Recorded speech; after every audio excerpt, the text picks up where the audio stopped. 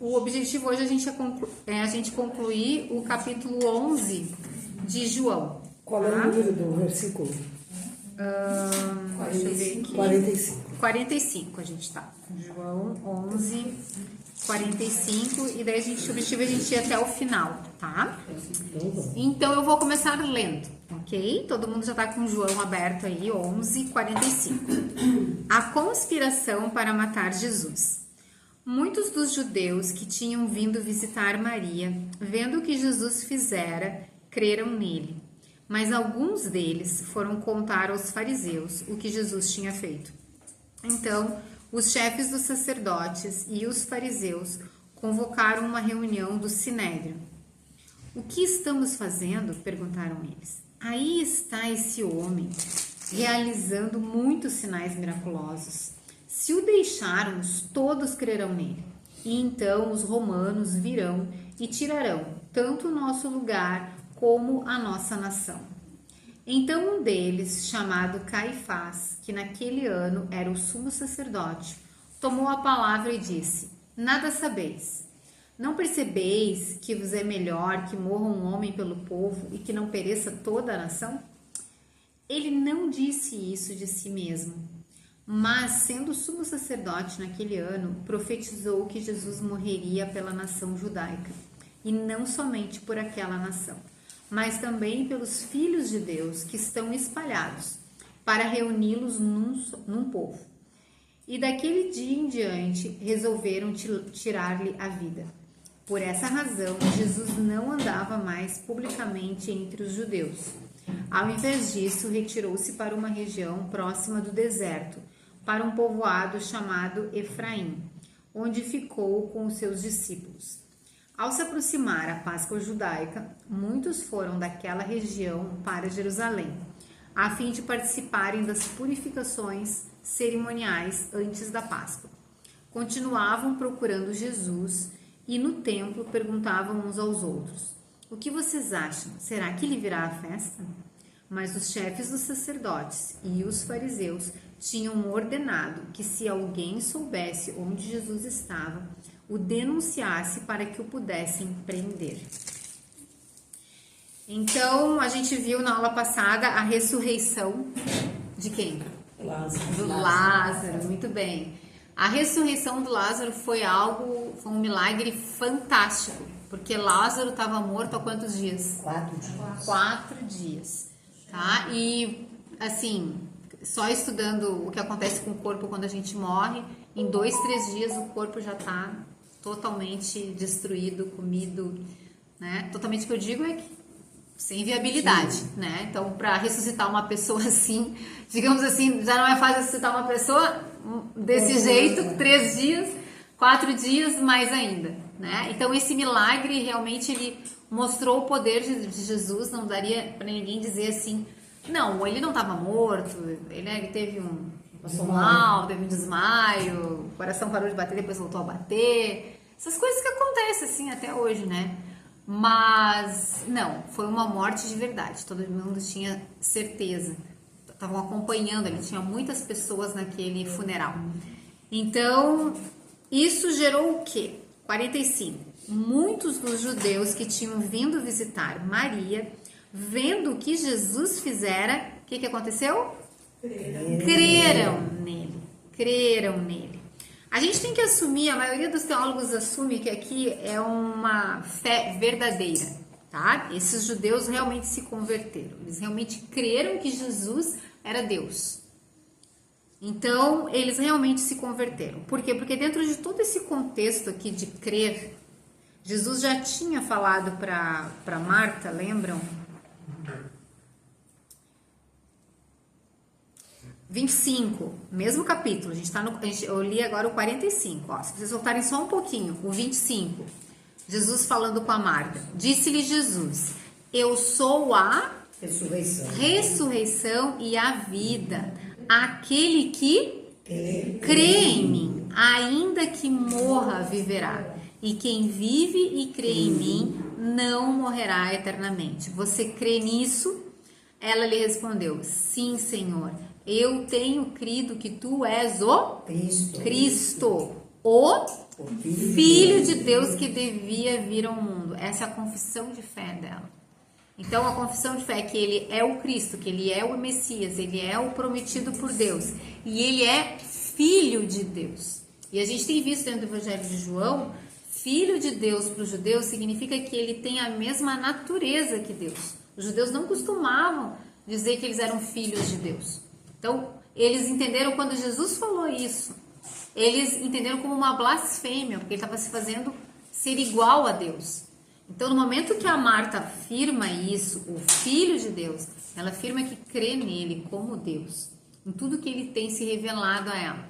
E dentro desse contexto de crer, está no mesmo capítulo, a gente tem no 45, falando que muitos dos judeus que estavam lá no funeral, que tinham vindo para visitar a Maria, para confortar a Maria e a Marta, eles vendo o que Jesus tinha feito, que era ressuscitar Lázaro, creram nele, creram em Jesus.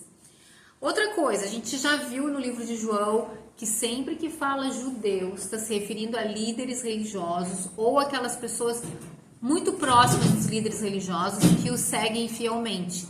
Então, esses judeus aqui eram pessoas próximas dos fariseus, eram próximas dos sacerdotes, eram próximas dos saduceus. Talvez até alguns deles fossem um desses líderes, não sabemos, tá? Mas o fato é que muitos deles... Eu acho que é aqui em cima. Pois não, eu pensei que fosse o ar. Então, muitos dos judeus que tinham vindo visitar Maria, vendo o que Jesus fizera, creram nele. Tá? 46. Mas alguns deles foram contar aos fariseus o que Jesus tinha feito. Então, vocês percebem? Foram fazer fofoca, digamos assim. Agora, vejam a situação, né? O pessoal tá ali, vê esse grande milagre, que é uma prova, assim, irrefutável que Jesus é Deus. E em vez de crer e adorar e se prostrar para Jesus e se entregar para Jesus, o que eles vão fazer? Eles vão correndo lá contar para os fariseus, que sabem que são os arqui-inimigos de Jesus. Já pensou? Essa é o tipo da pessoa que ela é mais fiel, digamos assim, à religião que ela tá, do que a Deus. Tá? Então esses aqui, eles estão vendo um milagre que não tem igual, um milagre que é fantástico, é o Messias que está na frente deles, é Deus que está na frente deles, e eles estão preocupados em agradar os fariseus, em ganhar pontos com os fariseus. Tem cabimento isso? Mas é assim que as pessoas são. As pessoas que não creem em Deus, elas são exatamente assim. Elas estão mais preocupadas em ter boas relações com os seres humanos, em não se indisporem com os seres humanos, com a sua família, com a religião que frequenta, com a sua sociedade, do que se render totalmente a Deus, tá? Então, esses vão lá contar para os fariseus o que Jesus tinha feito. 47. Então, os chefes dos sacerdotes e os fariseus convocaram uma reunião do Sinédrio. Vamos entender. Chefes dos sacerdotes. A gente tem todo um sistema sacerdotal dentro de Israel, que foi instituído por Deus lá no Antigo Testamento, tá? São os descendentes de Arão. Então, eles vão ser sacerdotes, e entre eles vai ter sempre um sumo sacerdote, que é o sacerdote principal, que vai ser o líder de todos os sacerdotes, mas tem vários sacerdotes. Então, quando fala ali os chefes dos sacerdotes, né, fala dessa estrutura, tá, que existia dentro do templo. E os fariseus? Os fariseus é um outro grupo, que tinha assim, tinha os saduceus e tinha os fariseus, tá? Então, os saduceus eram ligados aos sacerdotes. E os fariseus eram um outro grupo de religiosos. Então, esses dois grupos convocaram uma reunião do Sinédrio. E, afinal de contas, o que é o Sinédrio? O Sinédrio é como se fosse a Suprema Corte de Israel. A gente aqui no Brasil tem a nossa Suprema Corte, né? Que é o Supremo que a gente chama. A gente fala, os juízes do Supremo, STF, né? Eu não sei quantos que a gente tem, acho que são 11 juízes, 13, não sei direito. Mas o Sinédrio tinha 70, tá? 70. E daí tinha ainda o sumo sacerdote que completava 71. Porque é importante não ter número par, né? Porque quando tem que fazer uma decisão, certo? Daí, tendo o número ímpar, vai ter algum que vai ganhar, não vai dar empate, certo? Então, por isso que sempre essa Suprema Corte são números ímpares.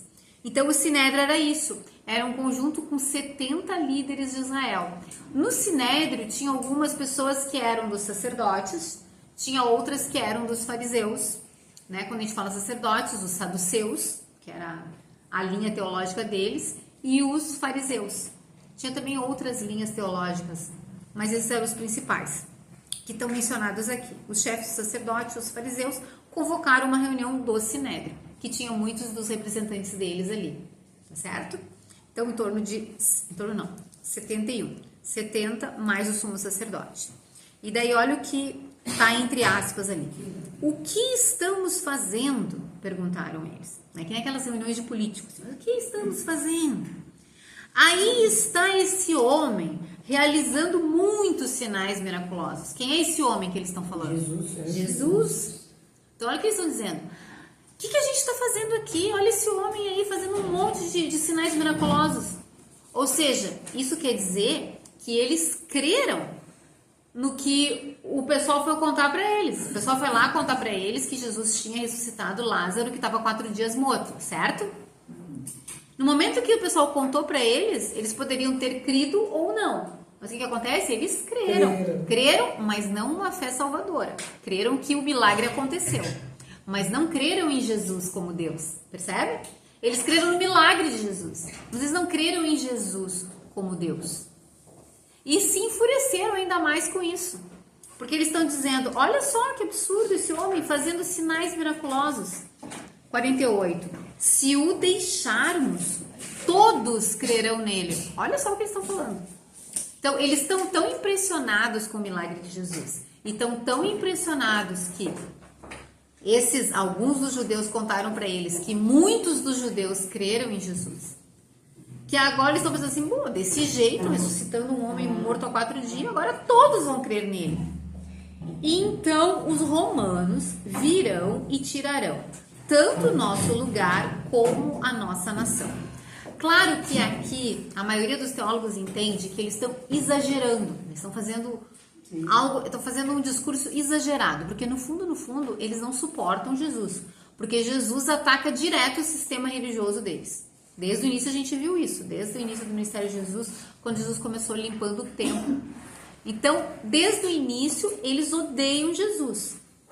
E Jesus está cada vez conquistando mais pessoas estão crendo em Jesus. Até os que estão próximos deles estão crendo em Jesus. Então, eles estão sentindo que Jesus vai conquistar o povo que eles dominam e eles vão perder esse domínio. Então, eles estão exagerando, dizendo assim, ó, se a gente deixar desse jeito, então os romanos vão vir e vão tirar o nosso lugar. Aqui, o nosso lugar, não se tem certeza do que eles queriam dizer, mas muito provavelmente a posição deles, porque eles tinham muitas posições hierárquicas dentro do sistema religioso deles. Tinham vários sacerdotes e tudo mais, tinha várias estruturas de poder, a gente não pode esquecer disso, porque gerenciar o templo, cuidar do templo, era um baita negócio, eles ganhavam muito dinheiro com isso. Por isso que Jesus começou o ministério dele limpando o templo, lembra? Lembra que eles exploravam as pessoas? Porque as pessoas tinham que fazer sacrifícios, era o que dizia na lei. Mas o sacerdote tinha que aprovar o sacrifício. Então a pessoa ia lá, levava o animal, o sacerdote olhava para o animal e dizia, não, esse animal aqui não serve, ele tem esse defeito, tem isso, tem aquilo. A pessoa vai fazer o quê? Se o sacerdote disse, está dito.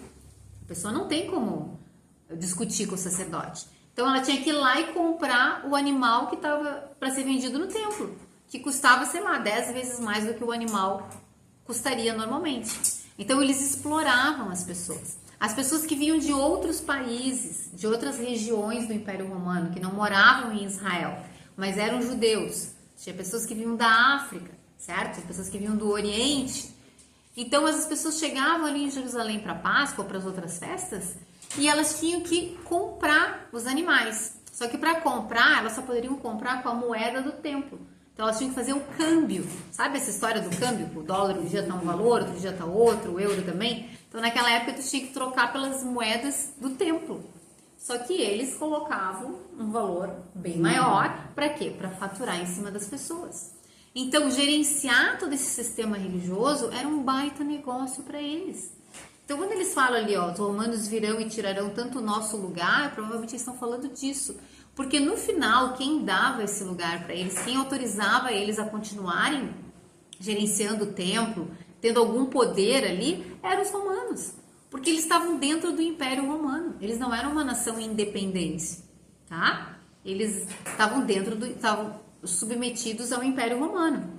Então, eles estão dizendo assim, os romanos vão ver esse homem tomando conta, eles vão vir aqui, vão tirar o nosso lugar como a nossa nação.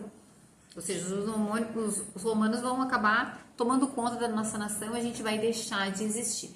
Eles exageraram, porque na verdade, o que estava acontecendo? As pessoas estavam começando a crer em Jesus, mas Jesus não era contrário a todos os ensinamentos bíblicos, pelo contrário, ele veio para confirmar a lei. Eles sabiam muito bem disso, mas eles exageraram, sabe? É como o político quando pega um assunto e exagera porque ele quer fazer pressão para conseguir o que ele quer. E o que eles queriam? Matar Jesus, se livrar do problema, tá? 49. Aqui só uma coisa, só mais uma observação. Quando eles falam aqui, ó, tirar o nosso lugar como a nossa nação, né? Então, Israel, ela estava dentro do Império Romano, tá? Tinha que pagar impostos para Roma. Mas ela deixou de existir como nação realmente no ano 70. Porque no ano 70, o que aconteceu? Houve uma revolta lá em Jerusalém e os romanos finalmente vieram e acabaram, mataram muitos judeus, tá? Milhares e milhares de judeus, crucificaram eles, destruíram o templo, colocaram o templo assim, ó, abaixo, destruíram tudo, não sobrou nada, tá? Do templo. Até hoje não tem templo lá em Jerusalém, desde o ano 70. Então, no final, o que eles estão fazendo aqui como um exagero, acabou de fato acontecendo. Como uma maldição de Deus, porque eles rejeitaram o Messias que Deus enviou, tá? E tudo isso está dentro dos planos de Deus. Bom, 49. Então um deles, chamado Caifás, que naquele ano era o sumo sacerdote, tomou a palavra e disse, nada sabeis. Então aqui mostra, mesmo no grego, como a fala dele foi grosseira. Porque tu imagina assim, reúne todos os líderes, né? Ele não tem o mínimo respeito pelos outros. Vocês não sabem nada. Imagina assim, o líder, né? O sumo sacerdote, que é o que está liderando ali o sinédrio, chega para todo mundo, para os 70, e vocês não sabem nada. A pessoa chegar assim para as pessoas, esse jeito de tratar as outras pessoas. Então mostra a arrogância desse sumo sacerdote. E tem mais um outro detalhe ali, ó. Ele era sumo sacerdote naquele ano. Isso aqui também nos indica a bagunça que era esse sistema religioso ali na época dos romanos. Isso tudo começou lá com Herodes, que construiu esse terceiro templo, tá? E então quando ele fala ali naquele ano, indica assim, ó, que a gente sabe que na própria Bíblia tem momentos que fala até que tinha 2 sumos sacerdotes ao mesmo tempo.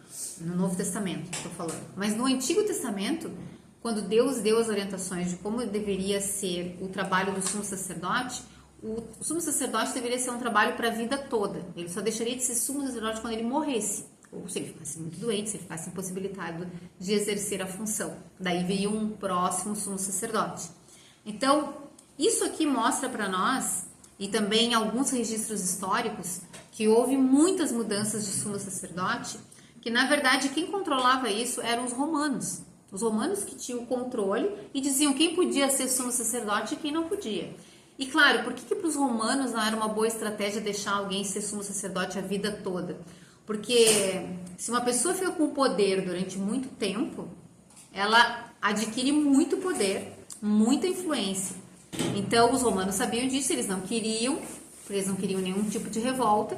Então, eles se determinavam, esse ano tu vai ser sumo sacerdote, ou a cada 2 anos, eles se determinavam, agora pode trocar o sumo sacerdote. Então, eles iam trocando o sumo sacerdote, ou seja, eles já não estavam mais nem seguindo aquilo que Deus orientou eles para fazer. Eles estavam totalmente subjugados ali no Império Romano, eles estavam fazendo o que era bom tanto para os romanos quanto para o bolso deles. Na verdade, todo o sistema religioso de Israel estava corrompido. É isso que a gente percebe nitidamente aqui, tá? E daí ele bem grosseiro e diz para todos os líderes ali, imagina, para 70 líderes: vocês não sabem nada, nada sabeis. 50. Não percebeis que vos é melhor que morra um homem pelo povo e que não pereça toda a nação? Então, ele deixa bem claro aqui a intenção dele. A intenção dele é a seguinte, ó: vamos acabar com esse problema. Vamos matar Jesus, tá? Então, é melhor que Jesus morra, vamos matá-lo, mesmo sendo inocente. Mas só assim a gente mantém o controle sobre a nação, a gente mantém o nosso controle aqui no templo e não vai ter mais nenhuma ameaça desse homem. 51. Ele não disse isso de si mesmo, mas sendo o sumo sacerdote naquele ano de novo, fala aqui na Bíblia, profetizou que Jesus morreria pela nação judaica, e não somente por aquela nação, mas também pelos filhos de Deus que estão espalhados, para reuni-los num povo. E daquele dia em diante resolveram tirar-lhe a vida. O que esse texto diz para nós aqui, o que João descreve para nós, é a soberania de Deus em ação. Mesmo quando homens maus fazem coisas más, Deus está no controle e Deus tem um propósito. Então, mesmo ele falando isso, ele estava com a intenção na cabeça dele de matar Jesus e usando a desculpa de salvar toda a nação. Mas, em outro sentido, o que ele falou era verdade. Por quê? Porque Jesus precisava morrer. Esse era o plano de Deus. Morrer no lugar da nação de Israel e morrer no lugar de todos aqueles que um dia viriam a crer nele. Porque ele morto, ele receberia a punição pelo pecado dessas pessoas. Então, esse é o plano de Deus para a salvação da humanidade. Porque Deus sabia que no momento que Adão pecou, o ser humano nunca mais conseguiria se reconciliar com Deus. Nunca mais.